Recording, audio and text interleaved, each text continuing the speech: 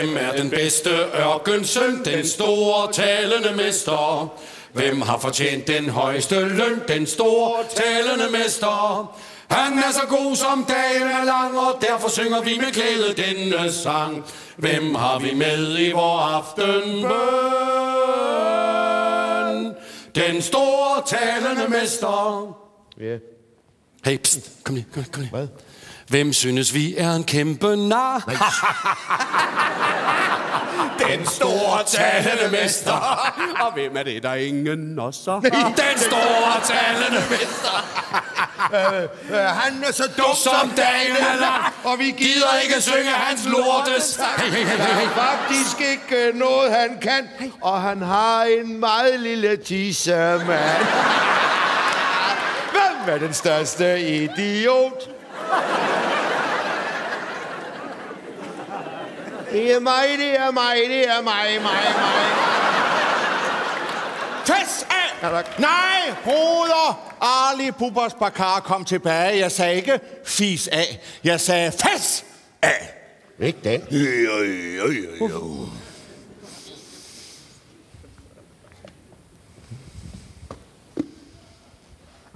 Man er åbenbart, på trods af sin unormalt lave vækst, gået hen og blevet høj i hatten.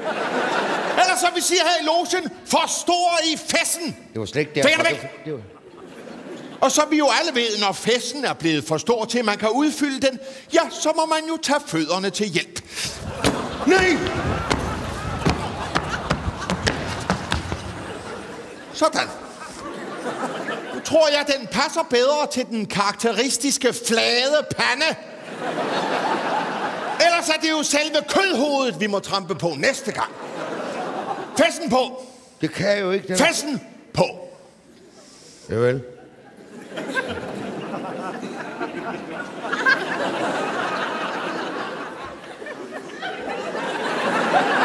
Må man har?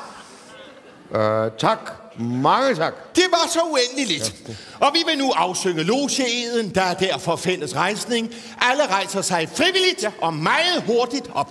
1,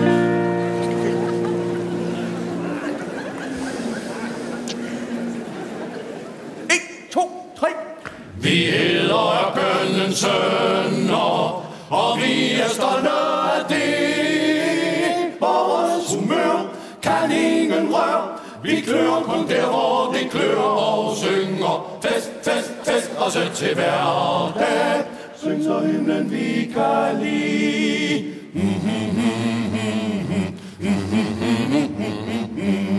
Ørkenens sønner er vi.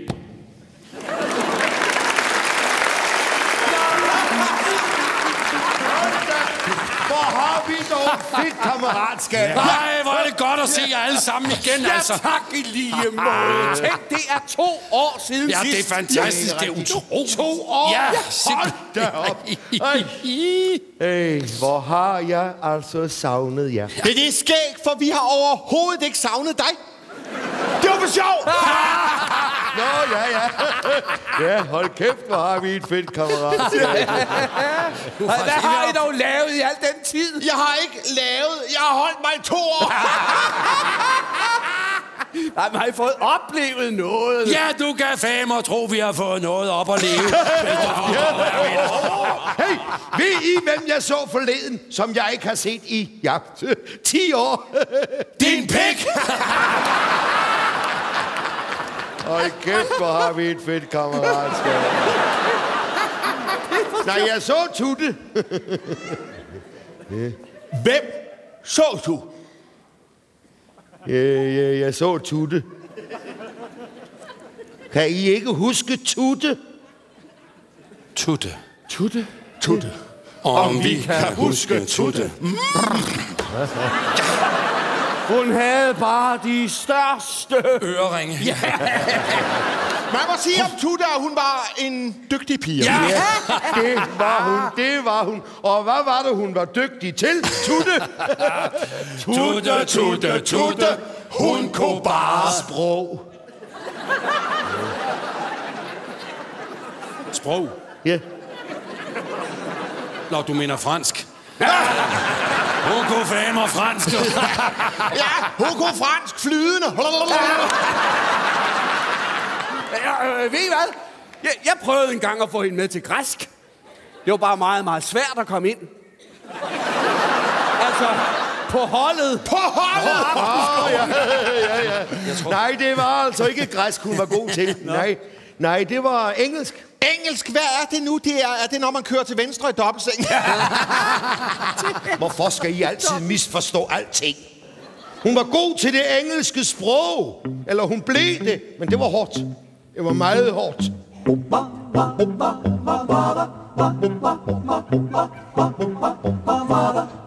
Den lille Tutte, hun havde problemer med engelsk i skolen. Det var så svært. Der var et ord, hun altid måtte slå. Så hun gik hjem til sin lærer, herr Pind, i sin fineste kjole. Og sagde: Lær mig, herr Pind, hvad betyder lollipop? Kom du bare ind, sagde den venlige herr Pind. Lollipop, det betyder slikkepind. Luk munden op og put slikkepinden ind. Slikkesutte bide er noget vi kan lide. Og hvis du bliver ved, er der noget lækkert indeni. Hun var så dygtig og fik sin eksamen med topkarakter. Så hun gik op til en sagførerkok for at få sig et job. Han spurgte: hvad kan en veldrejet pige som dig mon præstere? Hun sagde: Jeg taler engelsk. Prøv at høre. Lollipop. Det er rigtigt nok, sagde den venlige herr Kok. Men hvad betyder det? Lollipop, det betyder slikkepind. Luk munden op og put slikkepinden ind. Slikkesuttebide, den er så sukkersød. Og hvis du bliver ved, så bliver den lille varm og blød. Og sådan fik hun en stor karriere. Hun vidste alt om den lille slikkepind. Og hun fik alt, hvad en pige kan begære. Fordi hun vidste, hvor den skulle puttes ind på. Så lyt og lær af de ord, kære piger. Hvis I vil op på samfundets top, drop de triste og grå terperier. For I skal lære, I skal lære at sige lollipop og spise lollipop. Op, spis lollipop, op. Lollipop, det betyder slikkepind. Luk munden op og put slikkepinden ind. Slikkesuttebide, den er en lille strik. og hvis I bliver ved, så skal I få så meget lollipop. Oh, ja, ja, ja. Cha, cha, cha.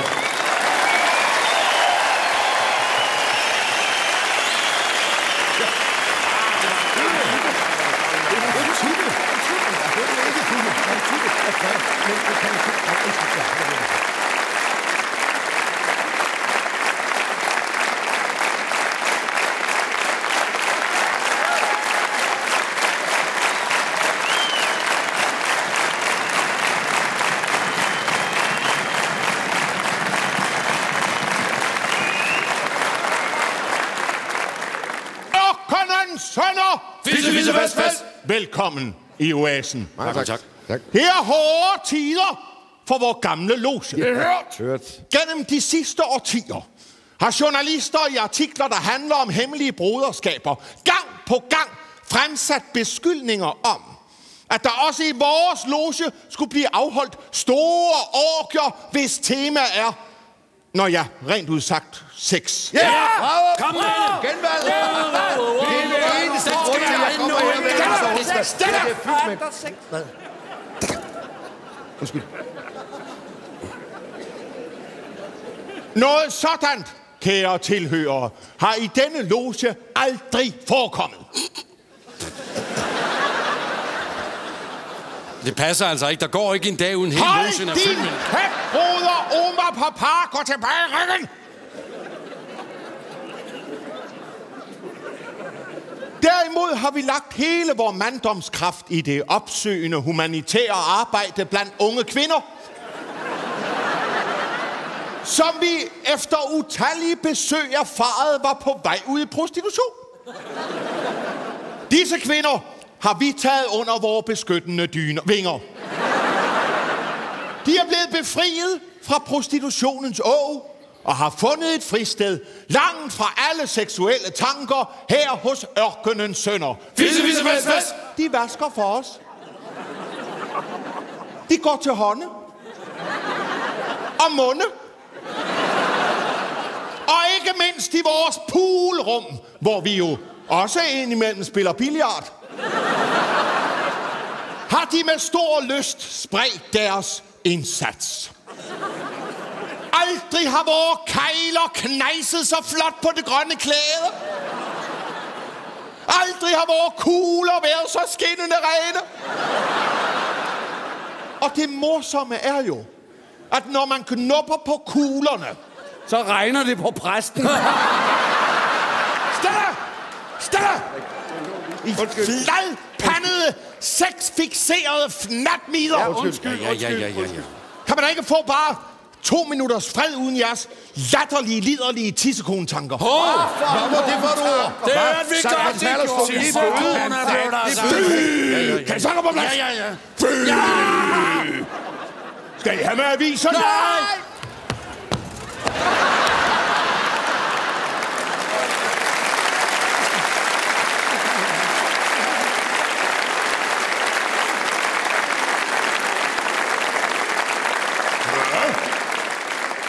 Det var bedre.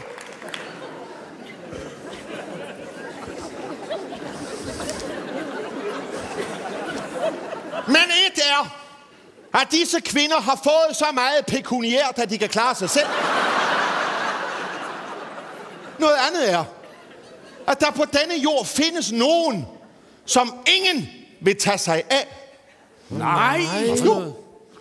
Og som hver dag må leve med at blive bagtalt og forfulgt. Nej. Og som aldrig får lov til at opleve ømhed og kærlighed. Nej. Det er Enhedslisten.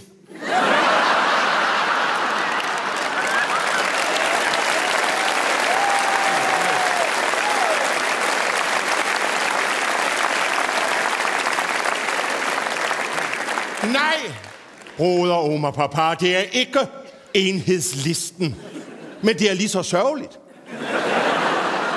Faktisk er det så sørgeligt, at der er skrevet en sang om dem. Ja, det er meget muligt, men jeg synes ikke, vi skal synge nu i sådan en fest. Jo, brødre, det er vi tvunget til. Ja, selvfølgelig. Ja. Det skylder vi dem. Ja, selvfølgelig. Ja.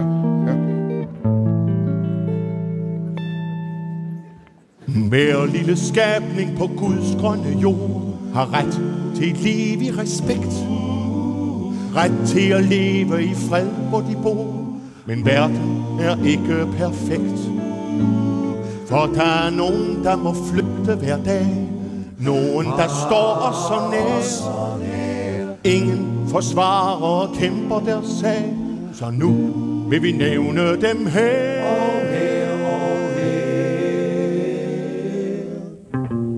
En flad lus er slet ikke nogen glad lus. En gonokok får ikke at vide, du er god nok. Gonokok. Ingen folk vil have noget at gøre med klamydia. Livet er sgu så trist, for selv den mindste blis, der snærpes, bare fordi man hedder herpes. En beskidt kamp at skulle leve som en skridtsvamp i røgerne. Små eksistenser, helt uskyldige i evig frygt. Hvor er det stygt? Sig mig, hvordan kunne det ende så galt? Svaret, det kender vi selv.